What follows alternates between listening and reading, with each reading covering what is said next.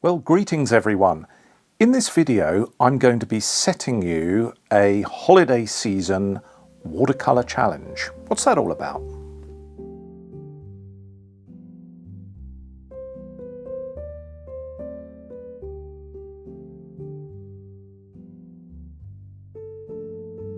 Well, if you're new to my YouTube channel, you're very welcome and thanks for joining me. I'm Ollie Pyle, I'm a landscape painter from Sussex in England. If you're coming back to the channel, having visited before, as many of you are, then of course you're very welcome too. Those of you that have been here before may be able to cast their minds back to a Christmas video that I did 2 years ago. My son Tom and I took a walk down the lane that's just round the corner here. It was a beautiful, crisp December afternoon. The sun was getting low and there was just a little bit of residual frost still lying on the ground, and I thought this is going to be absolutely perfect for a little Christmas video. Well, we went and did some shots, did a bit of footage, did a bit of sketching. Perfect.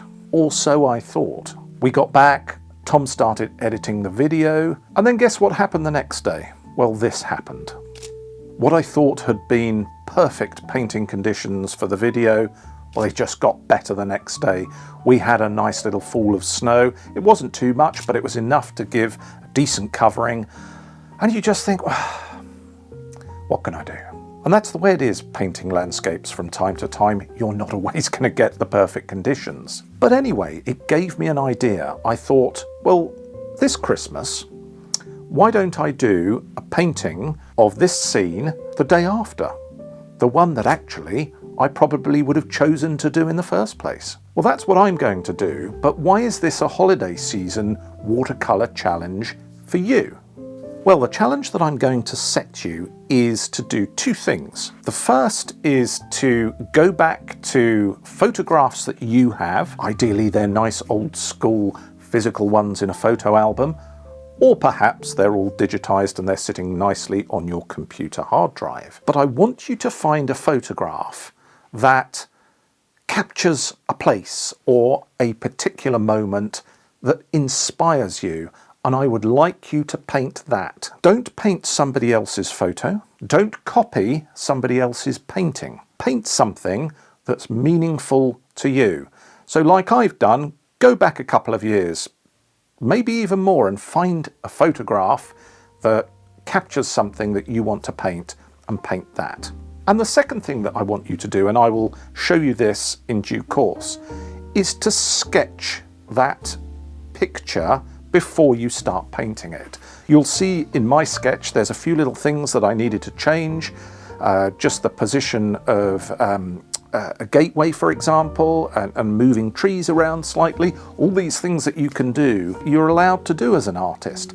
But get the sketch pad out and make a few little sketches, and if you need to change things up a little bit, do that before you start your painting. And I think you will find it has a hugely beneficial effect on your finished paintings if you can get used to doing that as part of your overall workflow. Now, if you stick around till the end of the video, I'm going to show you a way of sharing what you've painted with me, with others that visit the channel, and we can talk about them, see what went well and see what perhaps we might do differently next time round. Hang around for that and I will talk you through how that's all going to work. Well, that's enough chat for the time being. I'm going to get started on my version of this watercolour challenge. Hopefully it'll turn out okay. But do you know what? If it doesn't, then I'm okay with that too, and I'm still going to share the results. Of course, I'm filming them, so you're going to see what happens. But I want you to keep that mentality in mind too when you pick up your paints, your paper, your brushes over the holiday period. Don't worry too much about the end result. Enjoy the process. Watercolour painting is fun. Landscape painting is fun. I think that sometimes the fun goes out of this and it all becomes a little bit too technical and a little bit serious. Well, enough of that. Let's have fun painting watercolour landscapes. So let's get started.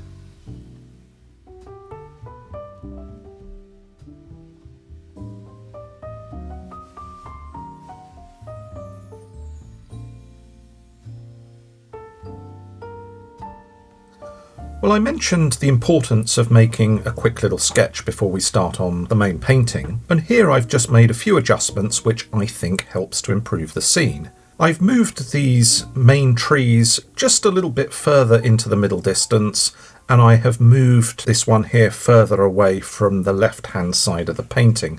That just gives us a little bit more room, and it allows the lane to curl around behind the tree and to come through into the foreground. In the reference photo, it's escaping outside of the painting on the left-hand side, and that just doesn't help to keep the eye within the painting. Also, what I've done is put this shadow area on the left-hand side on the grass bank next to the lane, and I think that that will help to frame the scene too. Now, as nice as this fence is, it can be a bit of a problem because it acts as a barrier to the eye and can stop you moving through the painting. So what I've done is I have opened the gate here because we look at it and we think, yes, I'm going to go through there and walk beneath these trees and into the distance.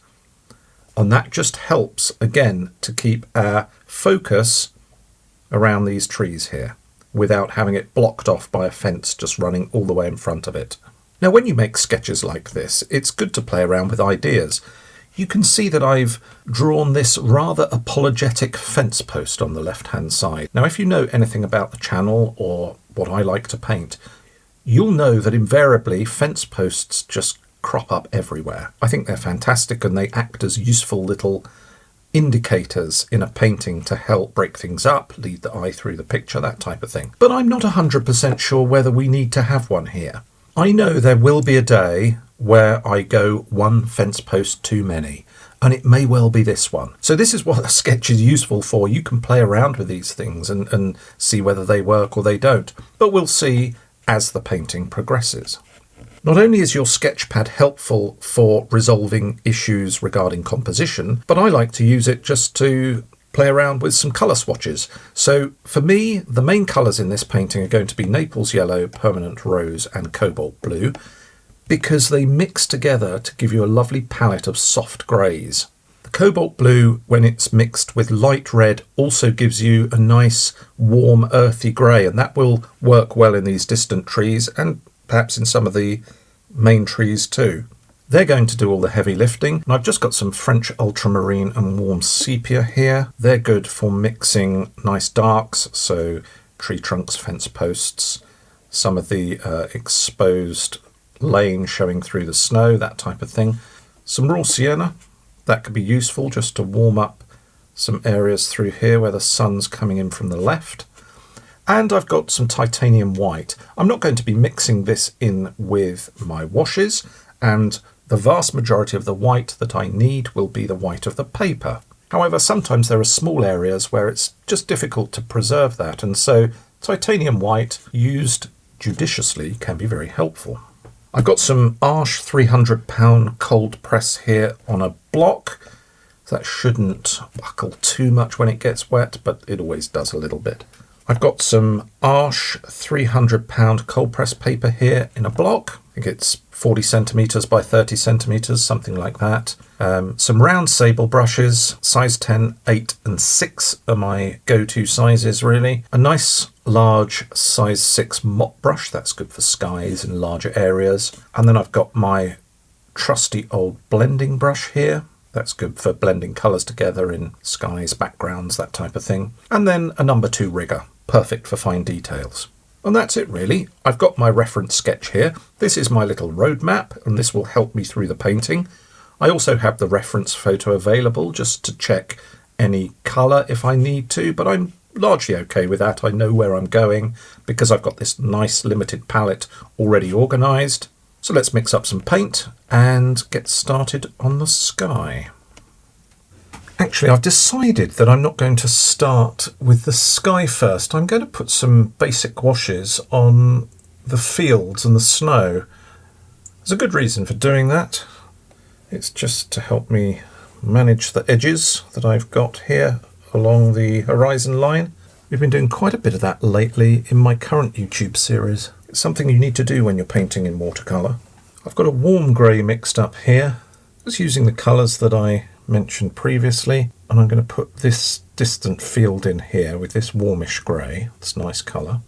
And then I want some sunlight just catching this part of the field here, right across the top. This is more exaggerated than it is in the photograph, but I quite like it. So I'm just going to run this colour also onto the snow that's sitting on the top of the fences.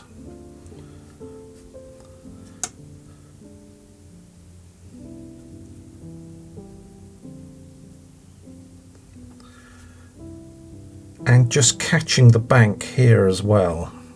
And then we'll continue to put in some of the grey, let it run into that warm colour there.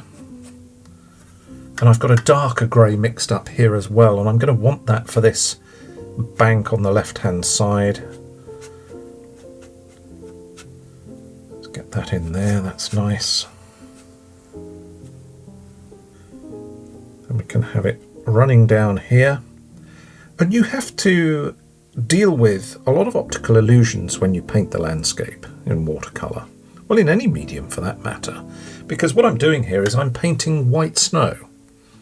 But as you can see, I'm actually painting it in blue, or a sort of bluey grey, and it just doesn't quite sit comfortably in the mind. We sort of think, well, that can't be right, you know, that just isn't how it is. But tonally it is. We need the brightest parts of this painting to be the sky and the highlights on top of the fence here. So putting these greys in now is important.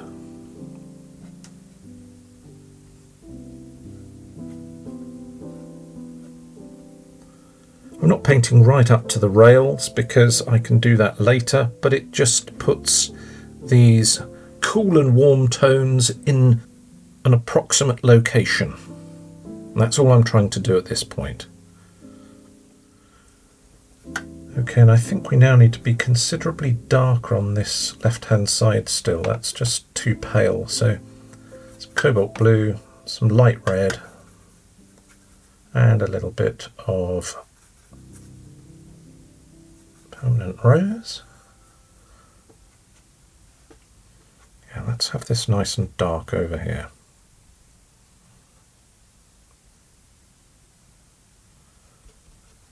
I've got a nice sludgy colour going on here, which is a bit of Naples yellow and cobalt. A little bit of warm sepia in here too. And I'm just going to add in some darker areas as this starts to dry up, just around the foot of these fence posts. It's where the grass and little bits of earth are exposed and snow hasn't quite covered these over. It was quite a gentle snowfall, so there's not heavy drifts anywhere. Then I'm going to get some ultramarine and some warm sepia, get a real dark colour going here. And we'll just drop a few marks here to suggest the side of the lane. And I am going to put a few darks over here, just in here, that suggests things growing on this bank, and it gives a nice dark frame to this side of the painting too. So that will look nice. And again, while this is still damp, we'll put a few more marks in here. I've just tidied up that area there where I had a line forming. It had run up the side of that tape, you see, so I've just got rid of that. And yeah, let's let it dry. Let's put some sky and some distant trees on as soon as that's all completely dry. Okay, so let's paint the sky now, and I'm just going to wet the area because I want to paint the sky wet on wet. And I'm stopping quite deliberately at the field here because I want a hard edge to run across here, which is why I painted the fields first. So there was a soft edge already there that I could then paint this hard edge down towards, giving me no overlaps, and darker tonal value on top will define that edge. So there we are, that's wet enough. More of the same colours mixed up, nice and bright on this side, Just going to let that all run across the area of sky. Nice warm glow to it. It's a little bit pinker actually as it comes down towards the horizon. That's quite nice to put that in. And then next to it, even though it looks as though it's transitioning into blue, you have actually got a grey that's in here. And so I'm going to let all that run together. And then we go into this blue grey colour.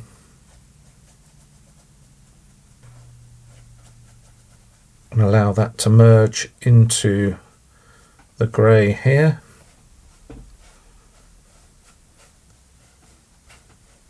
It's getting a bit warmer. Let's put some light red in and a bit darker as we come down. A little bit of permanent rose in there as well. There's this sort of dark band of cloud just running through there like so.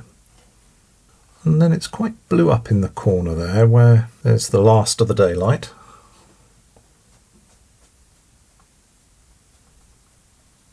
Now as this starts to dry up, I'm just going to put in some trees here in the distance, nice and soft.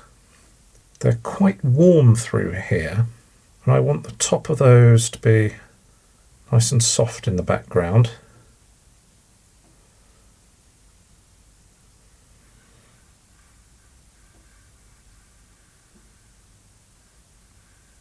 It's a little bit cooler through here.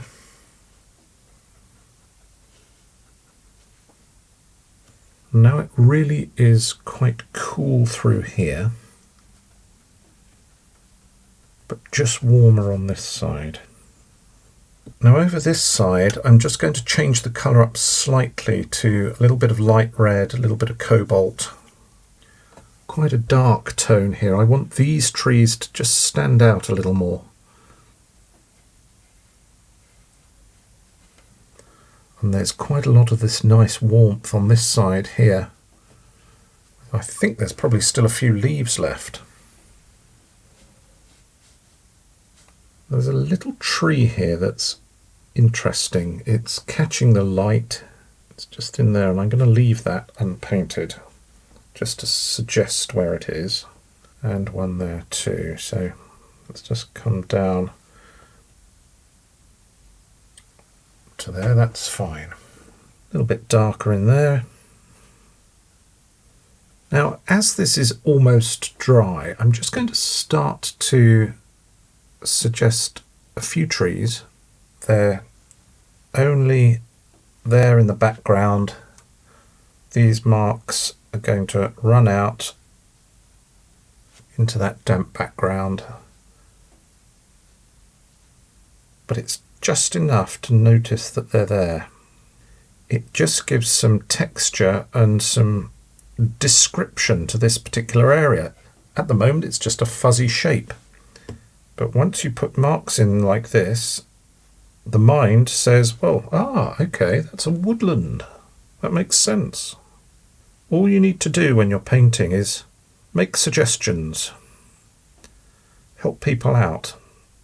Put in a few marks that suggest trees and people will think trees. And the important thing here is just not to get too carried away with this. You don't want too many of these, or it just starts to look a little bit overworked and a little bit busy.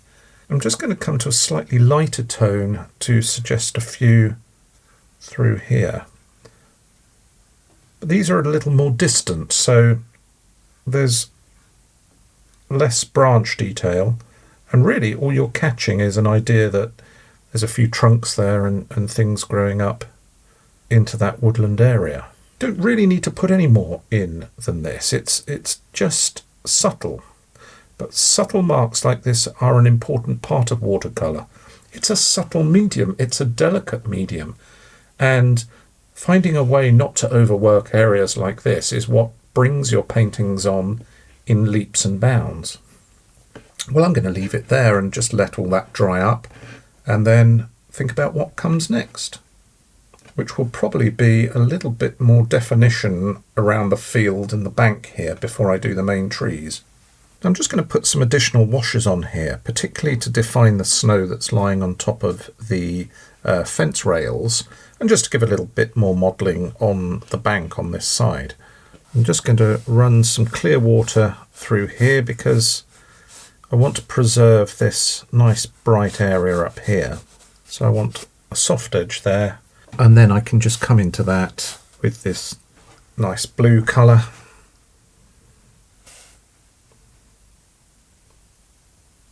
Going to be sunlit, so I'm just going to leave that there. And this is called negative painting. I'm putting in these darker, albeit only slight, but they're darker tones around the top of the fence, and it just helps to paint this shape here by not painting it, hence the negative. Fence post here is significantly darker, so I'm quite happy to run through there. Just going to leave a little bit on one side though, because I want that sunlit. I'm not too worried about the edge on the bottom of the rails here because that's going to be nice and dark, so I can go over what I've already painted. Keep that edge nice and wet so we can come back and pick that up.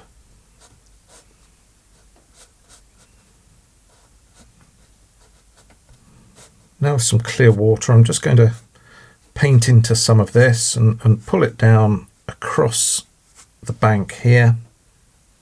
Just provides a little bit of modelling on the bank here, which is quite nice. A little bit of texture there. Just helps to connect one side to the other.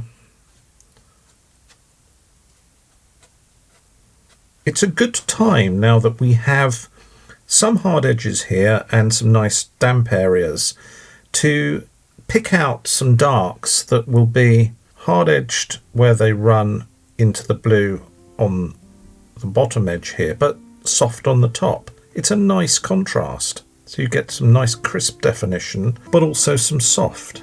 Again, don't go crazy with this, but it works well to add foreground texture.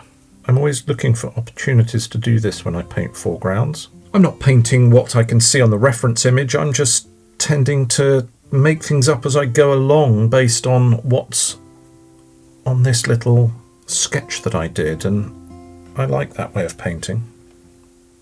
It's a lot more fun, it's a lot more creative, you can be a bit imaginative, and also if you're painting this way you're a little freer because you can't really say that it's wrong because you're making it up to a degree. Nobody can look at the image and go, well, actually it wasn't like that. Well, of course it wasn't. You're playing around here, you're just making things up. I'm just letting the brush hit and miss here really, and I can make some more sense out of this with some darks when I finish that off, but that's fine for the time being. Bring that down there like that, and then up this side.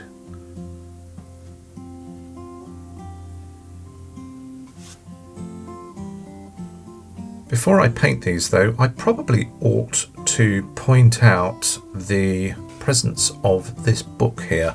It's just simply to prop up my pad of paper. I painted all the wet on wet washes with the paper flat, which just helps it to sort of stay roughly in position, just a little bit easier. And now as I'm painting wet on dry, I want a slight angle on the paper so I can manage the paint running down and have a bead that I can keep working with. One of my favourite books, incidentally, The Old Ways by Robert Macfarlane. If you haven't got a copy, get one. Fantastic book. Anyway, back to the trees. I'm going to put this one on the right hand side in first, and I've just drawn out one or two small branches just to give me a rough idea of where to go with this, but I like to allow the brush and the paint to dictate largely what's going to happen with these trees. And I'm going to start off on this side, which is more in shade.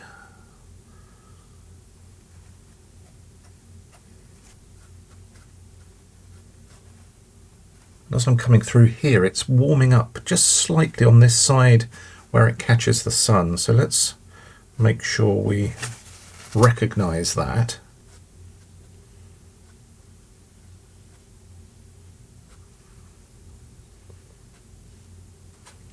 You can come in here with a damp brush and just soften some of these edges in places, just breaks things up a little bit. And then at the bottom here we've got this darker brown colour of residual leaves. That's nice. And now I'm going to get my rigger brush, and while this is still damp here, I'm going to run up some branches through here. And because these areas that I've just painted are still damp, these darks are running into it and softening, but they're also giving me some hard edges as well. And I look round what I've painted and I can see things like this and just think, well, okay, let's make a branch out of that.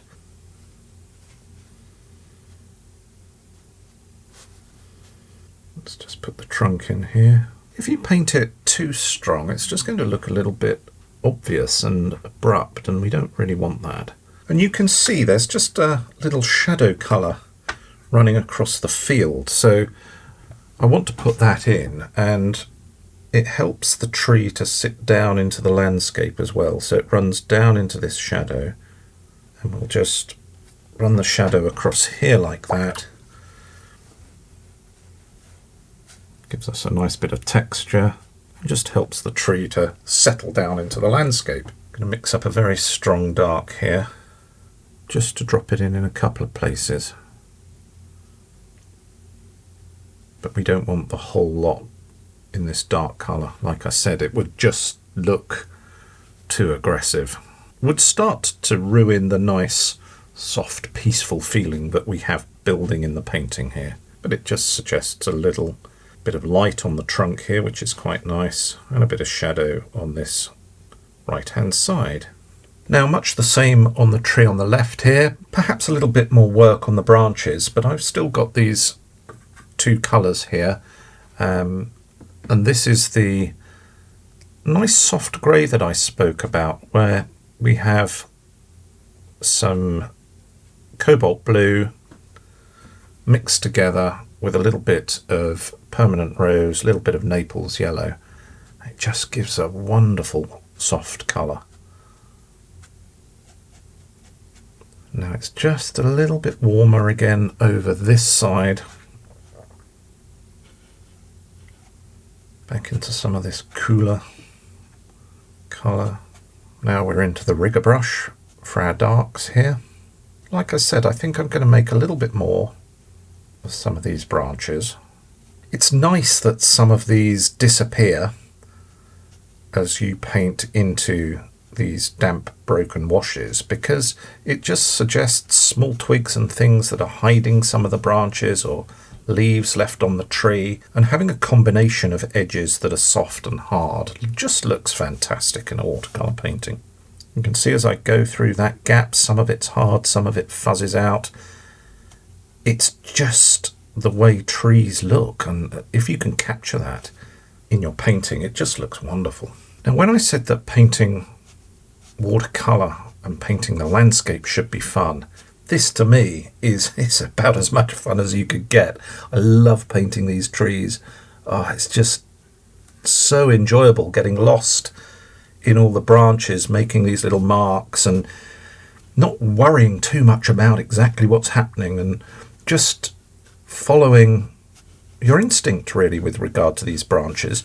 And all that comes from experience and spending time in the landscape and observing and understanding about trees and the way they grow, and it's just so enjoyable.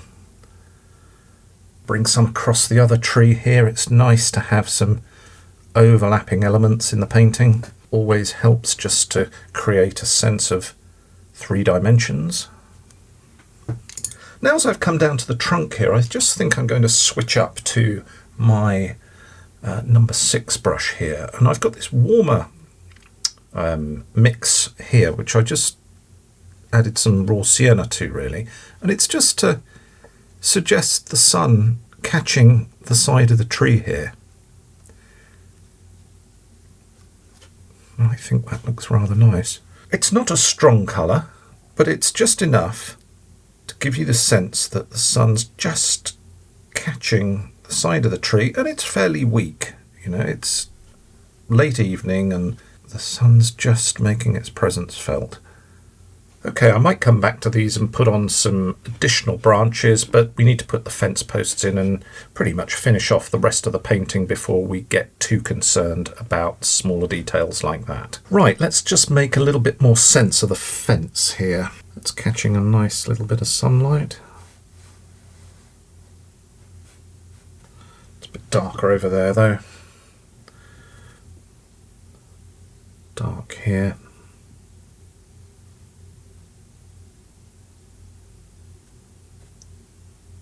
This side here is nice and sunlit, so I want to make sure I paint it that way.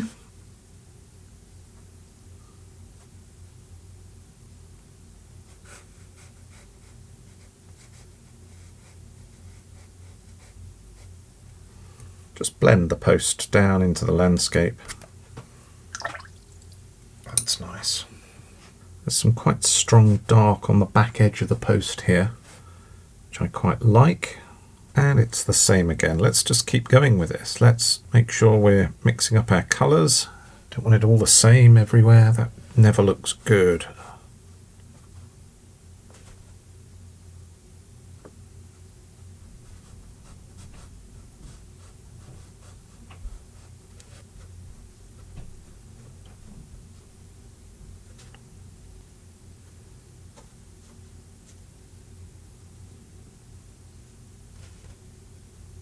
Hopefully you can see as I'm moving further away from the foreground that my brush strokes are just becoming a little more relaxed. I'm not quite so worried about the detail because things are moving into the distance. So always paint that way. Always try to focus more of your considered detailed painting close to the foreground. And I mean, some people would say you must not do that. Your foreground must be very empty and very clean. But sometimes when you leave the foreground completely empty, you run the risk of inverting the sense of perspective, because naturally we can see what is close to us. And if you don't put enough detail in the right areas of your foreground, you can end up with a painting that has an odd perspective to it and actually lacks a sense of depth. Let's put in the other gate post. And here it all becomes really quite sketchy and suggested, and we've got fence posts running away down the lane and round the corner like that. And then of course I have the gate here, so let's just put this in. Again, don't be too worried about making this look exactly like a gate. Just suggest these lines, and you want them to be in perspective so that it looks right, but that's all I need to do. And there we've got the gate. It's open. We can find our way through to the rest of the painting, through to those gorgeous oak trees in the background there. Okay, so I'm pretty happy with the fence, really. The question is, do I put this fence post in on the left? Part of me says yes, I need to do that to balance things out here, but I don't know. I'm just not 100% sure. Maybe one in there. No, I don't think I'm going to do one actually. I'm just going to leave it out. Maybe suggest a little bit of growth on the left-hand side. I think that will be sufficient, but I'm going to let that all dry, and then it's simply a case of just putting in one or two details to finish off the painting. Okay, so just a few little details to finish off. I think that it needs something just about here, so I'm just going to put another little tree suggested in here, just to sort of close the gap. We're not going to see all of it, but it's just going to be here on this left-hand side. Now on the left-hand side here, I'm just going to put a little bit of definition around this shape here. If you remember, there was this small tree that stood out rather nicely, so I'm just going to wet these trees here so that I have a soft edge on the top, and then I'm going to paint a shadow colour into it. And again, using negative painting, I'm just going to pick out the shape of that tree there. I think it's quite a nice little detail. let that edge be soft on the right hand side because that doesn't make it look quite as obvious. And there's another tree just here, and I'm going to suggest that too. What I need to do is just put some shadow on the top of some of these fence rails where the snow is, just to break it up a little bit. With my rigger brush I can put some fine details like cracks and things in the fence post here, but you have to be careful and you have to make sure that these are reserved for the foreground. You're not going to be able to get away with painting these on every fence post as they recede into the distance. It's just going to look not right and will bring those further forward. So when you're applying detail, always show restraint if you can. It's not easy to do because once we get this little rigger in our hands, it's a whole lot of fun, and putting these little details in can become rather addictive. So just be aware of that and just make sure that we're not doing too much. We do need a few grasses and plants that are growing up out of the snow just around these fence posts, I think. Just gives a little bit of detail.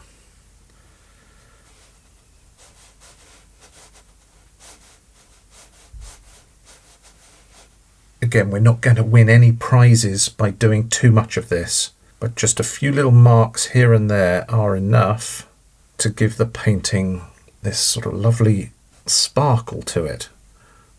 You can't see this, but I'm not looking at either my sketch or the reference photo at all at this point. What I'm looking at is the painting in front of me and the extent to which these marks are going to help in the context of what I've already put on the paper. That's really important because once you start to go back to your reference images, then a whole lot of detail springs out at you and you start putting in too much. But just look at your painting, have a look round it and say to yourself, where does it need a nice little mark to bring things together? What I do want to do is suggest something growing out on this side, but I'm going to turn my pad round here because it helps me, you see, with my left-handedness to come out like this.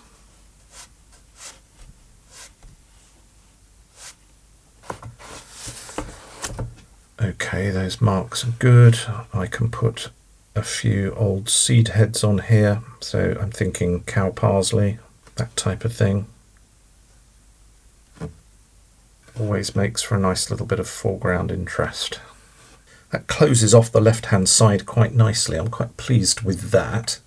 With my rigger brush, I'm just going to suggest a couple of fine branches just coming through here.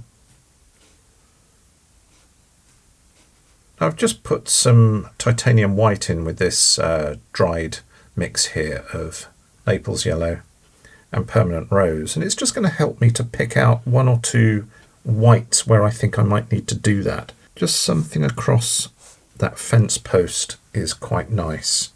I might have something coming up there too, like that. And maybe just a little line across the top of the gate, I think is nice. Not too much of this.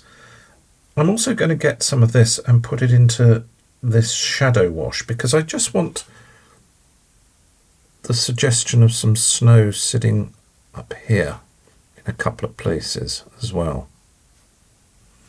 And I think we're at the point where we're pretty much done. I may just drop just a couple of little birds up here. Might look quite nice. I don't often do this, but I think it might add something. Oh, there was one thing that I wanted to do, and it was this little bit of green that's showing underneath the tree where the leaves that are on the lower branches have just stopped the snow from falling. So it needs to be quite dull, but it is there and it's quite interesting. So let's just put it in.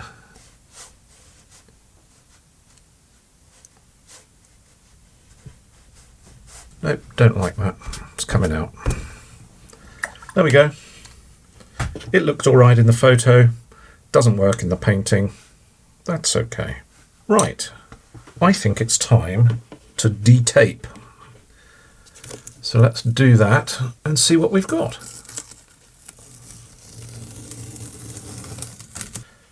And there we are. It's finished. I'm quite happy with that. It's a nice little painting.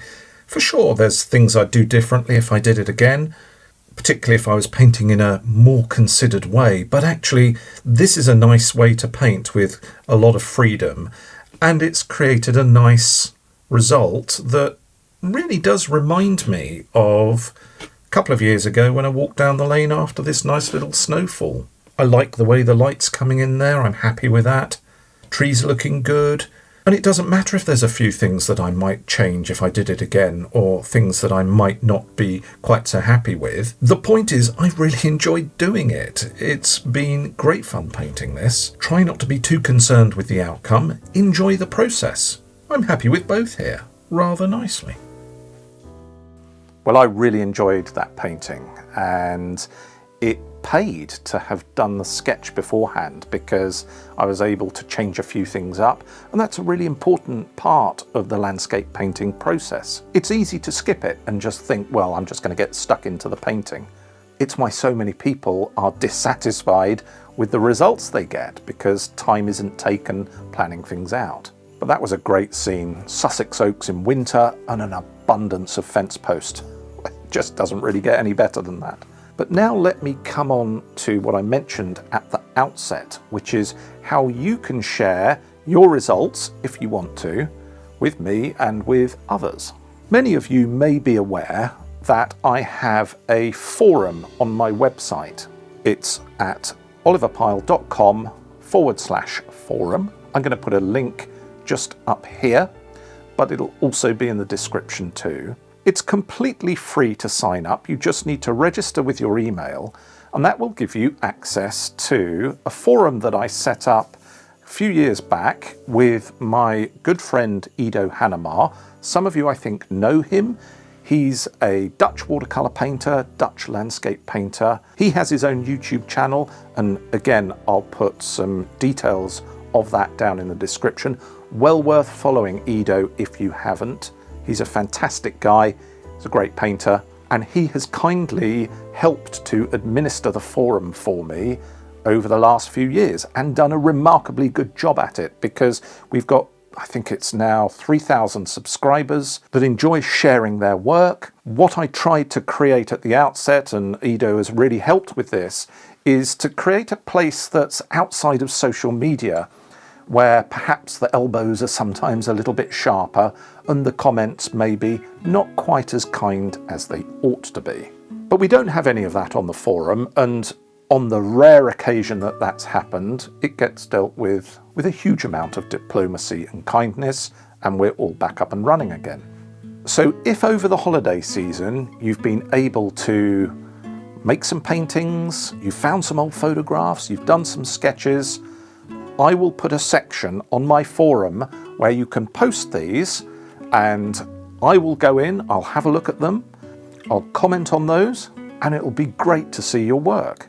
So if you get an opportunity over the holiday season to do a painting or do several paintings, do some sketches of a picture that is yours, of a moment, of a place that has inspired you in the past, I'm really looking forward to seeing them. Please post them on the forum, and I'll comment on those as and when I get an opportunity. Well, that's going to bring 2024 to a close. Thank you to all of you that have supported the channel this year with your likes and subscribing to the channel. It's a funny word actually, subscribing to the channel, because you don't really subscribe, you just click on a button. It should probably just say follow, because it sort of conjures up this idea that there's payments and processes and what have you. It's not like that. So if you haven't subscribed, please just click the button and essentially you'll just follow the channel. The bell icon gives you a notification each time I post a new video. So thank you for your support. Thank you also to my patrons who help to keep this channel going too. Very much appreciated, and I'm looking forward to putting more content on here and on Patreon in the coming months. Well, let me take the opportunity of wishing you a Merry Christmas and a very happy holiday season with your friends and your family, and I look forward to seeing you in the new year. Oh, just walked in the video, haven't you? Your niche is like your little... Not Harry Styles.